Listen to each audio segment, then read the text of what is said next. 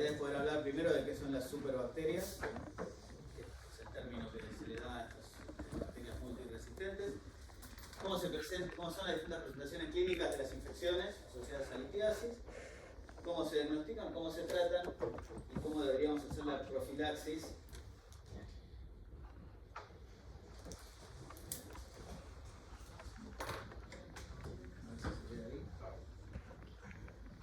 La profilaxis postoperatoria, preoperatoria.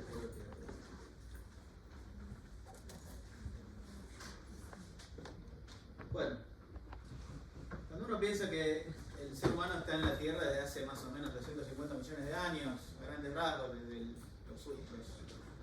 los primates más desarrollados a lo que es ahora, vemos que en principio la historia del planeta no es nada, y segundo, que hay microorganismos o organismos que están desde hace mucho tiempo más y probablemente estén durante mucho tiempo más que lo que nosotros estamos, ¿no?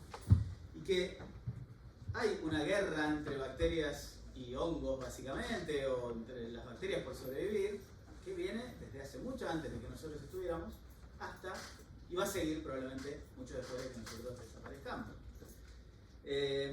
Fíjense, por ejemplo, este caso es Lully, era un director de orquesta, era un músico, compositor de la corte de Luis XIV, que en lugar de dirigir así, dirigía con un palo, con un bastón. El tipo estaba dirigiendo así y se pegó en el pie con el bastón, se infectó el pie y se murió. La gente se moría de estas cosas. Muchos años la gente se moría de las infecciones, ¿sí? Lo peor de las guerras no era tanto las heridas que se generaban, sino que la gente se moría por las infecciones que adquirían después de la herida. Y esto cambió drásticamente en los años 50, 40, cuando Fleming, en el segundo piso de un hospital de Londres, puede descubrir que la penicilina podía matar a las bacterias. Y parecía que estas siglos y siglos de perder la batalla contra las infecciones se iban a acabar, y hubo una verdadera edad de oro de los antibióticos que llegó más o menos hasta los años 70. Y después empezaron a verse, se empezó a ver que las bacterias tenían también posibilidades de resistir en esta lucha, ¿no? Y empiezan a aparecer este tipo de cultivos que probablemente hayan visto todos. Antes era más una rareza, ahora es algo más normal. Es un hemocultivo central de un paciente totalmente resistente a todo, ¿sí? Entonces estamos volviendo a la edad de lo que se llamaba la edad preantibiótica. El primer paciente que recibió antibióticos fue un jardinero inglés que se pinchó con una rosa podando y se le infectó el dedo y se estaba muriendo. Y bueno, como trajeron la penicilina que Fleming estaba sintetizando, se la aplicaron, mejoró un poco y después se terminó muriendo igual, porque las dosis de penicilina que necesitaba no llegaban a tenerla sintetizada. De hecho, le filtraron la orina, o sea, ya sabían que la penicilina se eliminaba por la orina casi intacta. Le filtraron la orina para tratar de rescatar más penicilina, pero bueno, fue el primer paciente, un jardinero que murió pinchándose con una rosa. Entonces, puede ser que estemos volviendo a la era preantibiótica. ¿Cuáles son los mecanismos de resistencia? Un montón, ¿sí? A medida que aparece un nuevo antibiótico, las bacterias pelean por evitar ese antibiótico. ¿Cómo lo hacen?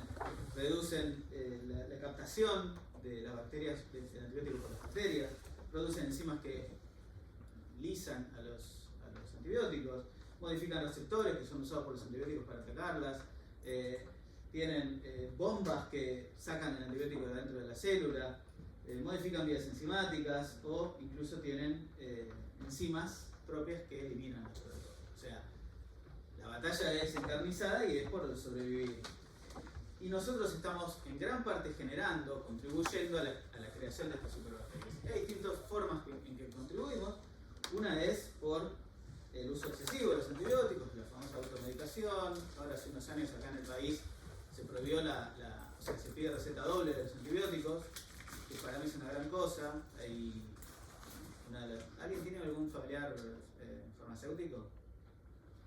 Bueno, porque yo de los que más odio son los farmacéuticos, porque realmente se tomaban con una liviandad los antibióticos que fueron para mí en gran parte responsables del desastre de resistencia que hay. Las mujeres iban a la farmacia, tengo un poquito de ardor, tomate la cipro.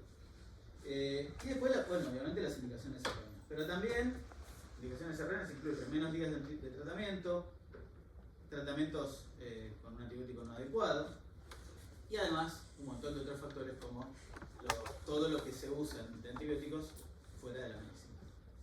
Entonces, en el año 2016 salió esta publicación que encargó el gobierno británico a un grupo de expertos para que analicen, bueno, qué tan desierto era esto del riesgo de volver a la era preantibiótica. 2016, estamos ya hace 10 años que salió esta publicación. El que dirigió esto, O'Neill, no era médico, era un economista. Así que esa era la mirada que le dieron a este paper, que es un paper muy fundacional de este tema, y hace primero una descripción del estado del problema, con datos más que nada de Estados Unidos, una enorme cantidad de pacientes infectados, una enorme cantidad de muertos, y fíjense, hasta el 50% de los antibióticos prescriptos en Estados Unidos sin tener una verdadera indicación, ¿no?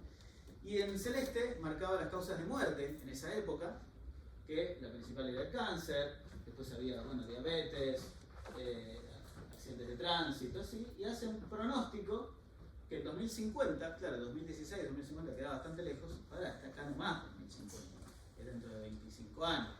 ¿Sí? La principal causa de muerte ellos pronosticaban que iba a ser las bacterias multiresistentes.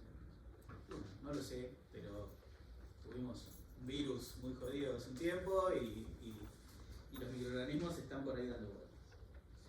Es decir, una muerte cada 3 segundos producto de bacterias multiresistentes. Y empieza entonces este paper a analizar por qué pasa esto. Y uno de los grandes motivos es la investigación. La investigación está focalizada, dirigida más que nada por la industria, en tratamiento del cáncer. ¿Por qué? Porque garpa. ¿Sí? Y solo en 2014 se patentaron 800 moléculas para tratamiento de todo tipo de cáncer, ¿no? La mayoría de primera línea, y en ese momento se contaban con solo 50 moléculas para tratar infecciones. Las becas que otorga el Instituto Nacional de Salud en Estados Unidos, solo el 1% eran dirigidas a nuevos antibióticos, y en contrapartida de casi 20% para cáncer. Es probable que esto tenga que ver con la industria, es mucho más rentable una medicación por una enfermedad oncológica que un antibiótico que se toma 7 días y se cortó y no se toma más. Como medicamento para la industria no es bueno. La industria necesita medicamentos o que se den en forma crónica o vacunas o algo así que sea barato producir y se le dé a toda la población. Pero hacer un antibiótico que van a tomar pocas personas dentro de todo, que lo van a tomar 10 días y después no lo van a volver a tomar en su vida, no es muy rentable como negocio. ¿Sí? Bueno, acá están estos datos, números, y si vemos una línea de tiempo de en qué momento fueron sintetizados o descubiertos los distintos antibióticos que hoy mismo seguimos usando, fíjense, la quinolona, los años 60, el Bactrim, los años 70, algunos salieron en el 2000, pero hasta ahí nomás, vemos que es de la edad de oro de los antibióticos. En ese momento se sintetizaron todos los antibióticos nuevos. Comparemos con el tratamiento del cáncer de próstata. Es como si siguiéramos tratando el cáncer de próstata con estrógenos y no hubiera otra cosa para darle al paciente. ¿Sí? Entonces hay miles de moléculas que, no sé, prolongan 6 meses la sobrevida y valen millones de dólares y no hay antibióticos. Hubo algunos intentos que fueron aprobados y luego desaprobados por cuestiones de seguridad.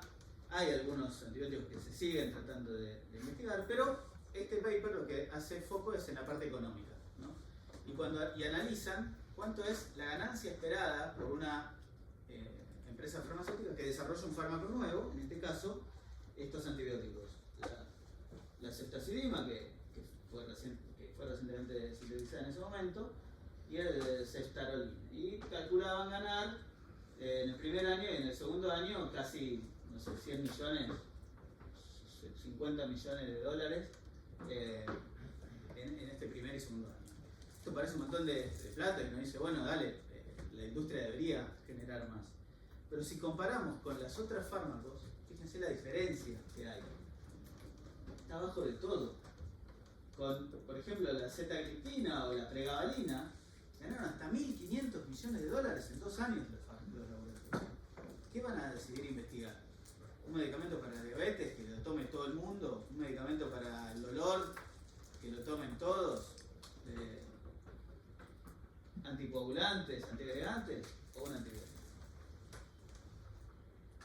Entonces este mismo paper lo que dice es qué intervenciones se pueden tomar y lo plantea desde distintos puntos de vista. Los gobiernos pueden hacer cosas, los médicos podemos hacer cosas, la gente puede hacer cosas para tratar de evitar esto. Algo, por ejemplo, que ellos plantean que sería muy bueno es tener métodos diagnósticos mejores. Un cultivo no puede tardar 5 días. Deberíamos tener una muestra, una forma rápida de saber si una bacteria es resistente o no a un antibiótico, ya. Como un sedimento urinario, una tirita reactiva. No puedes tardar 5 días en saber si era resistente o no. Porque lo que te hace eso es darle el antibiótico más fuerte. Y hay muchos que por ahí, si le dabas un antibiótico más suave, era igual de efectivo. Miren lo que pasó con la gonorrea. Es como la gonorrea es el patrón oro de la resistencia bacteriana. Cuando se inició, la penicilina fue de lo primero que se usó para la gonorrea y andaba espectacular. Después hubo que aumentar la dosis. Después ya en los años 60 se cambió las tetraciclinas porque apareció mucha resistencia a la penicilina. Después las quinolonas. Y hoy cualquier paciente que va a una guardia con una uretritis se lleva ceftriaxona y oxiciclina, mínimo. 10 días. Y todavía hay gonorrea sensible a la penicilina. No es que no existe. No puede dar penicilina porque la gran mayoría es resistente. Bueno, esto es una cosa que podría cambiar si tuviéramos mejores test más rápidos en cuanto a la sensibilidad. Después la educación médica. Fíjense en Estados Unidos, de los 40 y tantos millones de antibióticos dados en un año por problemas respiratorios, casi 2/3 fueron no necesarios, indicados por médicos, por problemas virales probablemente, tos, qué sé yo, una neumonitis, y bueno, lo cubrimos con antibióticos por las dudas. A nosotros también nos pasa que viene un paciente y bueno, por las dudas le dejo un antibiótico, pero todo esto va haciendo su daño, ¿no? Y un gran tema, lo que se utiliza en la industria alimentaria. En Estados Unidos, el 70% de los antibióticos que se venden no son para consumo humano, son para los animales. ¿Sí? Entonces, una cosa que planteaba este paper era etiquetar, decir que una leche había sido tratada con antibióticos, que un pollo había recibido antibióticos y que la gente pudiera elegir consumirlo o no. Y otro gran problema es que los antibióticos se eliminan en gran parte sin metabolizar. Entonces, ¿cómo se tratan estos desechos? ¿No? ¿Cómo se tratan los desechos en un hospital? ¿Qué piensan ustedes? ¿Que los desechos del hospital filtran los antibióticos? Sí, imagínate lo que es esto. Estas son las concentraciones en distintos líquidos en un hospital sin ningún tratamiento, en un río, en el mar. Las concentraciones de antibióticos son altísimas. Este estudio fueron en India, en un río donde había muchas industrias alimenticias, de cerdos sobre todo.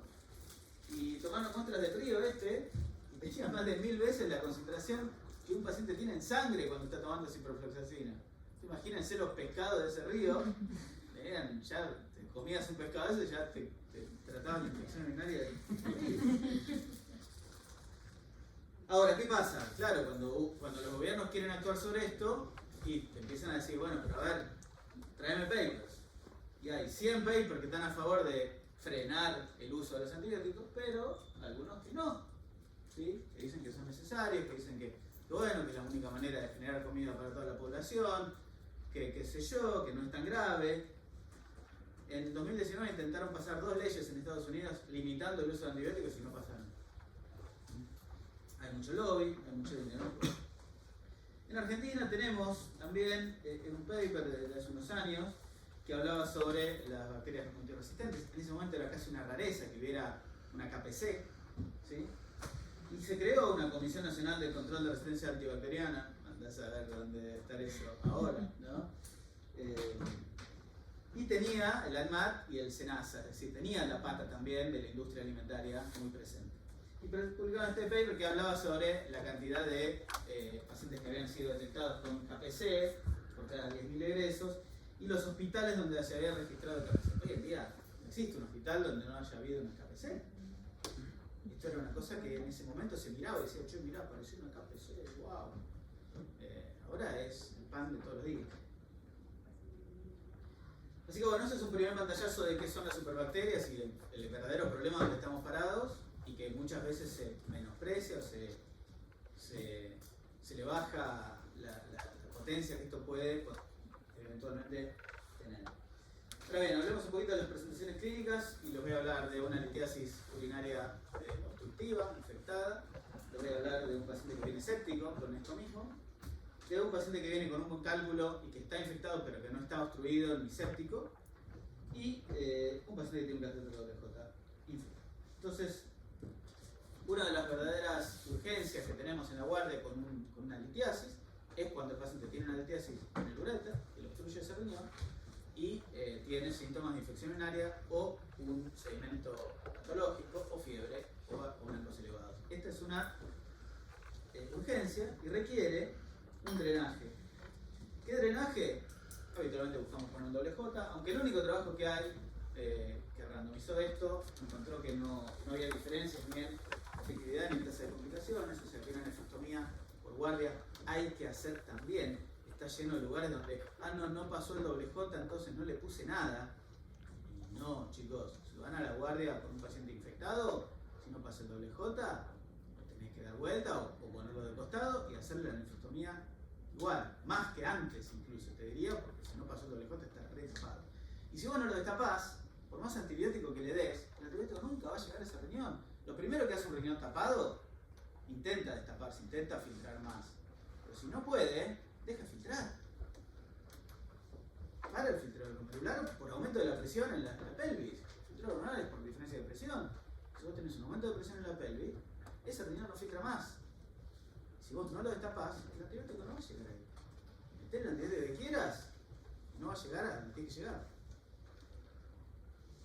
Siempre tomar un cultivo e idealmente diferir el tratamiento. A veces pasa que el paciente no está muy mal, está con una infección, bueno, le haces una piedrita chiquita en el ureter, le podés hacer la ureteroscopia. Ahora, si vos entraste y lo ideal, si es una piedra grande, vas a tener que estar trabajando mucho, drenalo y volvé luego de unos días de antibiótico. Distinto es el paciente que viene séptico. ¿Sí? La sepsis es una disfunción orgánica que amenaza la vida, que tiene unos criterios estrictos y que, ¿cuáles son los criterios de sepsis? Leucocitosis, fiebre. Leucocitosis,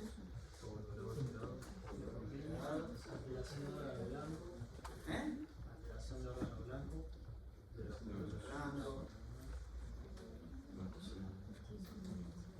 no, ninguno de esos criterios de sepsis. Sepsis es un evento clínico. Apnea, deterioro sensorio, hipotensión. Con una infección, está séptico ese paciente. ¿Sí? Esos son los criterios de sepsis. ¿Verdad? Obviamente que la agresión que va a generar la sepsis va a deteriorar, va a elevar los blancos, va a deteriorar un órgano, va a dejar de filtrar, no sé, va a tener otros componentes. Pero la sepsis es mucho más clínicamente detectable, fácilmente detectable, y obviamente hay factores de riesgo. ¿Cuáles son los factores de riesgo? ¿Qué paciente nos tiene que asustar más? Diabético. Diabético. ¿Qué más? Bueno, edad avanzada, inmunosuprimido, monorreno, que tengan corticoides, pacientes que trasplantado con inmunosupresión, con algún tumor activo. ¿Y qué mortalidad tiene la sepsis como tal, de forma global?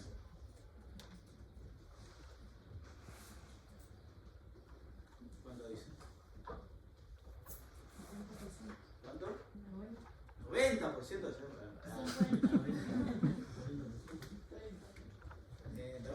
no tanto, 18% de mortalidad, igual es un montón, no sé, pero tiene una mortalidad bastante alta. ¿Sí?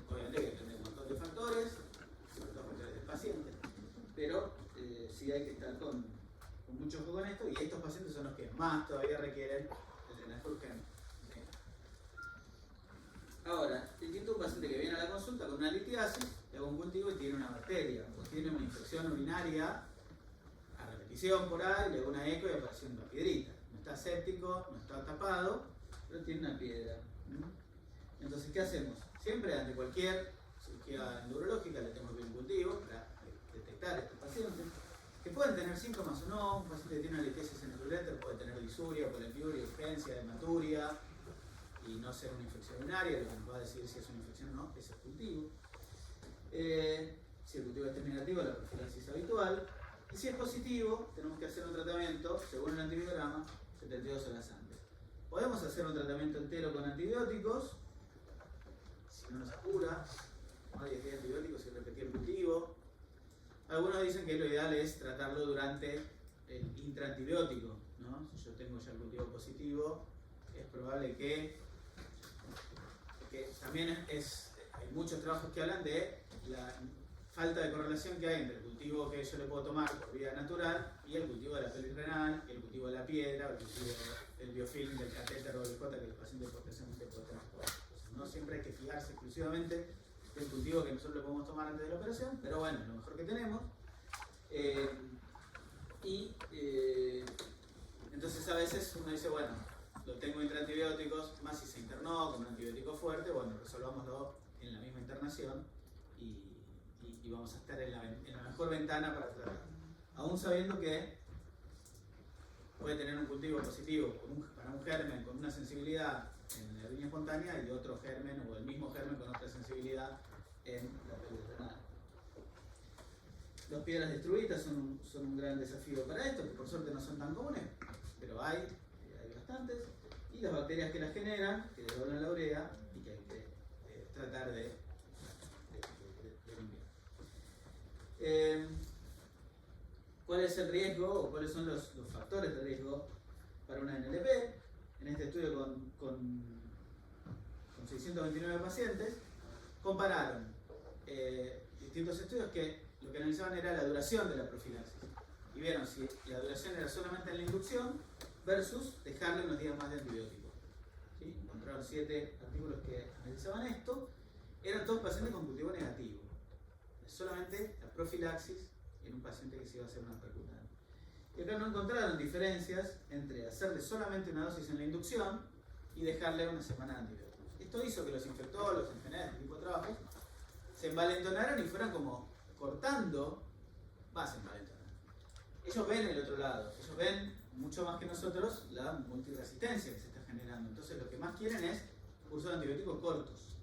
Entonces plantean cada vez menos antibióticos. La profilaxis es solamente en la inducción, en un paciente que tiene cultivo negativo, y hasta plantean una profilaxis en pacientes con cultivo positivo,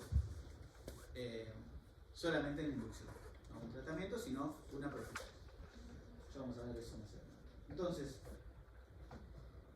pero si el paciente que tiene la litiasis infectada, además tiene otros factores, como los factores que pueden predisponer a una sepsis o que pueden predisponer a infecciones más graves, más todavía tenemos que estar con cuidado. Y muchos de nuestros pacientes con litiasis tienen esto, tienen obesidad, tienen algún catéter colocado, tienen, por algún motivo, algún deterioro de la función renal. Entonces, estos pacientes son los que más tenemos que tener precaución.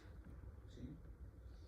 Después tenemos las infecciones asociadas a los catéteres, a los WJ y los famosos biofilm. El biofilm es la adherencia de las bacterias a distintas capas de cualquier cuerpo extraño, y las piedras también tienen biofilm, los catéteres tienen biofilm, y se van generando capas de bacterias en un sustrato de una matriz.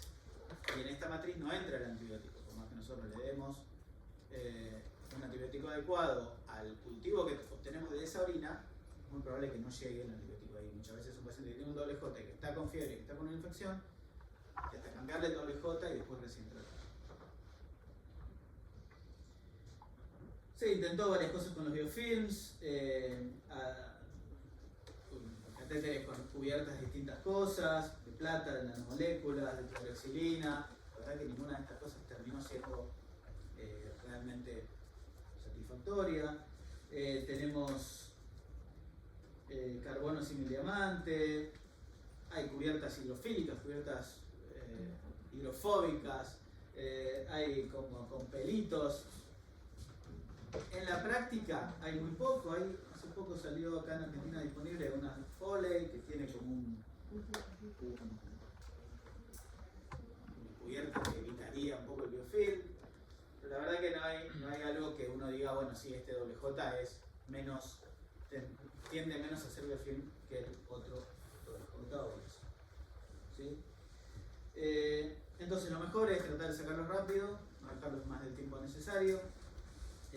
Sabemos que por los cultivos de sondas vesicales, a los 30 días aproximadamente de tener puesto cualquier cuerpo extraño, está colonizado ese cuerpo extraño, por eso las sondas y las nefrostomías se cambian una vez por mes. Y bueno, si se puede cultivarlo, genial.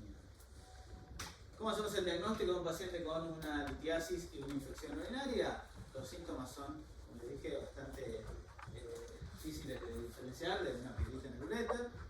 Si una piedra grande en el riñón y tiene los síntomas de infección urinaria, bueno, los vamos a sospechar. Y sobre todo la fiebre. Y el cultivo es primordial y siempre el paciente que se va a operar tiene que tener un cultivo previo. ¿Cómo hacemos el tratamiento? Podemos diferir la cirugía hasta tratar de lograr la esterilidad de la orina. La orina se viene por abajo, así que una esterilidad relativa. Y si no, operarlo con un antibiótico. Y depende mucho de también qué vayamos a hacer nosotros. Entonces, la cirugía intestinal retrógrada, por ejemplo, el gran cuco que tiene es la infección.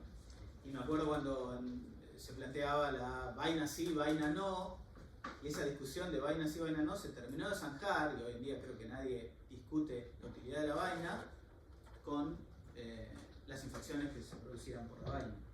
¿Sí? Tenemos prolongación de cirugía, cuando hacemos una ureteroscopía bastante larga, más de 60 minutos, el riesgo no solo de la estenosis en el uréter, sino de las infecciones empieza a ser muy importante. Y tenemos, bueno, este también es el mismo, con piedras más grandes, y tenemos el uso de vainas. Este es un prospectivo randomizado, vaina sí, vaina no, y demostraron que los pacientes que no usaban vaina tenían mayor tasa de infección, significativamente mayor. También, en los últimos tiempos, hizo erupción la succión, y la succión es una cosa muy positiva cuando nos encontramos con un paciente colonizado con un paciente infectado. Entonces, cambia un poco la ecuación, todo lo que hablábamos de los 60 minutos, de la temperatura en el riñón, todo empieza como a crujir porque no sabemos exactamente ahora si usamos succión, realmente cuánto de eso sigue siendo así, si no podemos estar más tiempo adentro del riñón, si estamos usando una vaina de succión, si estamos haciendo una percutánea con succión, bueno, cuán aplicable es lo que sabemos de los trabajos que no tenían succión. Acá tenemos lo de estos 12 papers que son de Banco y de pacientes, ¿no? O sea, ensayos en simuladores, en modelos y en pacientes. Y lo que sí vieron era que la succión mejora, tiene menos complicaciones, tiene menos fiebre, menos perforación ureteral, menos estenosis. De vuelta, esto también es de 2023, yo creo que ya en 2026 la succión prácticamente se vino a imponer. Ahora no tenemos todavía datos de qué pasa con la succión y las infecciones. Probablemente sean buenos datos, pero no lo tenemos todavía bien estudiado. Y después, una cosita que salió hace poco de la inteligencia artificial. Este review analizó qué modelos había para predecir el riesgo de sepsis en un paciente con litiasis. ¿Sí? Modelos predictivos, que uno predecía el riesgo de sepsis y algunas infecciones nada más, analizando bases de datos de pacientes, le educaban a estos modelos que utilizaban, ¿no?, random forest o redes neuronales, y lo que vieron es que los modelos tenían una muy buena tasa de predicción, es decir, uno le daba la información al modelo y después le podía un caso clínico y te decía, este paciente se va a infectar, este no se va a infectar, con una muy alta área bajo la curva, es decir, acertaba en el 92% de las veces si se iba a infectar o no se iba a infectar, tenía alta precisión, Y lo bueno de estos modelos es que utilizan múltiples parámetros, ¿sí? Copian un poco lo que hace el experto, que mira la tomografía, pero a la vez mira al paciente y a la vez mira los antecedentes y mira, justamente eso es lo que tienen bueno estos modelos, que tienen muchos parámetros clínicos, anatómicos, de la piedra, del paciente, y pueden predecir así el riesgo de tener sepsis o infección. ¿Cómo hacemos la profilaxis en un paciente que no está infectado? Bueno, la idea está de reducirla al mínimo, una monodosis en inducción anestésica. Ya vimos que continuar con la profilaxis no mejora las tasas de sepsis posteriores. La Sociedad de Infectología junto con la SAU hizo las guías, cefalexina o un antibiótico de primera generación. Creo que esto no ha cambiado, por ahora lo seguimos haciendo. Y no sé qué hacen ustedes, hacen esa profilaxis que dice las guías. Claro, el hospital si tiene negativo se le hace gasolina. Eso es lo que dicen las guías. Si es positivo, lo que está haciendo infectología es el día previo, el día de la cirugía y el día posterior. Además, todos usan cefalexina, cefalexina. Nadie usa otra cosa. No me digan que nadie usa otra cosa. Amiga, un gramo. No sé, no vamos a estar usando la manguera entre bomberos. Ceftraxona, una ceftraxona, ¿no? Ah, che, este está jodido, metele otra ceftraxona, metele una ceftraxona. ¿Con cultivo negativo no? Bien. El año pasado, los del italiano me decían, no, porque los infectólogos nuestros dicen que hay que usar no sé qué porona. Como si el paciente que viene del italiano viene en un globo terráqueo, en un globo así, desembarca en italiano y ellos tienen otra sensibilidad. Bueno, esto se estudió hace unos años. Residentes como ustedes hicieron una encuesta y fíjense, ya estaban las guías, hace unos años la tasa de utilización de quinolonas era altísima, en 2016 estamos hablando de bastante, pero bueno, lo hicieron, podrían hacerlo, es un trabajo interesante que pueden replicar. Solamente el 26% le daba bola a las guías, hay algunos que daban pipertazo, gentamicina, nosotros tuvimos nuestra pelea con los infectólogos,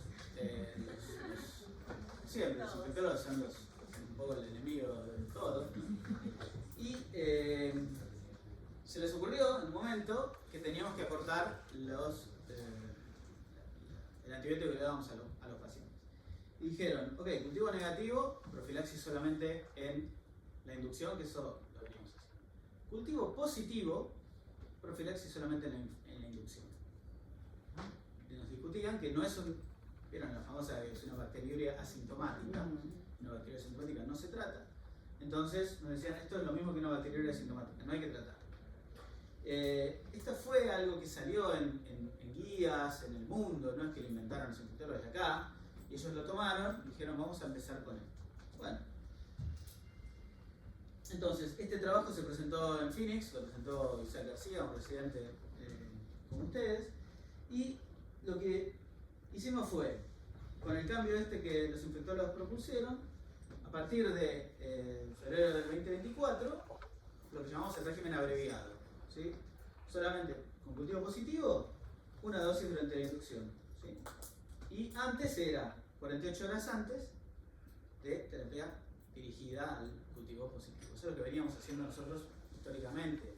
Venía un paciente con un cultivo positivo, lo internábamos si hacía falta, o le dábamos vía oral 48 horas antes, y después lo operábamos y no le dejábamos antibiótico más, pero lo impregnábamos bien, digamos, ¿no? Porque hay mucha remoción de foco, porque hay mucha bacteria que en el cultivo no es igual que la que tiene arriba el paciente. Sobre todo yo creo más la remoción de foco, estar rompiendo la piedra con un láser en una cavidad cerrada, con un ureteroscopio, bueno, necesita tener un poquito más de antibiótico en el ambiente para tratar de evitar justamente la infección posterior. Bueno, dividimos estos dos grupos y notamos, igual que otra, se presentó mejor igual esto, pero bueno, eran grupos bastante parecidos. Habíamos tenido en uno 5.7 complicaciones, en el otro 12.9, 3% tuvieron que ir a terapia infectados y uno se murió por una sepsis, por una profilaxis abreviada. Entonces, fuimos con estos datos a la infectóloga, le dijimos que quería estar en el trabajo, nos sacó cagando, empezó a buscar los pacientes que se habían contaminado, se habían infectado, si era otra germen, si era el mismo germen, bla. Cuestión que ahora volvimos al esquema que teníamos antes de 48 horas previo y los infectólogos se cagan. Y las comparaciones fueron significativas, o sea, la tasa de infecciones fue significativamente mayor con el esquema abreviado que con el esquema largo. Y de hecho, el trabajo fue seleccionado como los take home messages después en el Congreso Mundial. El último día se hacen los mensajes para llevarse a casa y hay un fellow en general que es el designado en cada uno de los temas, uno de robótica, uno de litiasis, uno de próstata, qué sé yo, y seleccionan los mejores trabajos, y a nosotros nos seleccionaron como mejor trabajo porque se ve que incluso a ellos les resonaba este tema y tenían la presión de los infectólogos de acortar la profilaxis. Bueno, en nuestro caso, acortar la profilaxis resultó en peor resultado para los pacientes. Así que por ahora les puedo decir que nosotros creemos que 48 horas de antibiótico previo en un paciente que viene infectado está bien. No seguir más tiempo también está bien, porque hay también bibliografía que avala eso y las prácticas clínicas también lo avalan. Y bueno, si tienen alguna pregunta de este tema, la idea es que se queden con las superbacterias, cómo fue la evolución de los antibióticos y el gran problema en que estamos inmersos y cómo tratar cada uno desde su lugar de hacer un poquito más. Por ejemplo, también en la educación médica, ustedes van a tener residentes inferiores, van a tener alumnos de medicina dando vueltas por ahí. Insistan en que se hagan cultivos. Todavía hoy pasa que viene un paciente que fue a la guardia, tenía una infección urinaria, le dieron antibióticos, no le pidieron el cultivo. No sé qué criterio es para no pedir un cultivo a un paciente que le va a hacer un antibiótico. Es una burrada, porque es el momento que vas a hacer el diagnóstico, el momento en que antes de empezar a tomar antibióticos. Si ese paciente anda bien y viene con una Escherichia coli multisensible, golazo, genial. Gastaste, no sé, $10, vale un cultivo, no sé qué. No es $1000. Si el paciente ese a los 3-4 días sigue igual, sigue con los mismos síntomas, qué sé yo qué está pasando. Me viene a ver a mí ahora y yo qué cree que haga. No sé, andá a buscar al boludo que te dio la guardia que no te pidió cultivo. Yo te podría decir si era una infección o no, si era una cistitis intersticial o una